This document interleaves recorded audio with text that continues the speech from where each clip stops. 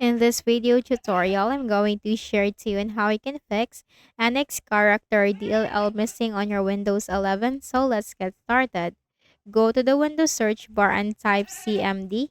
Click Run as Administrator option on the right pane. In the command prompt window, type SFC space / scan now. Scan now just one word and no space in between and hit enter. The system scan will begin, to simply wait for the process to be 100% completed. And once it is completed, type exit in the command prompt window, then right click at the start button, shut down or sign out and restart. You might also need to consider reinstalling the application that is giving you the error.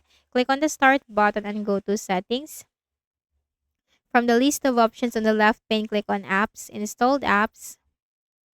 Then locate the application that is giving you the error. Click on the three dots and select the uninstall option and simply reinstall it to your Windows 11. Still, from the list of options on the left pane, click on Windows Update and make sure that you have downloaded and installed the latest updates for your Windows.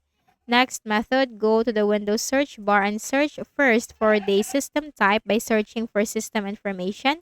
Take note of your system type and then open a browser. Any browser will do. Search for Visual C++ for distributable and hit enter.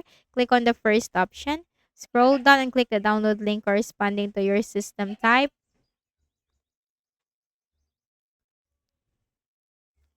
Double click on it.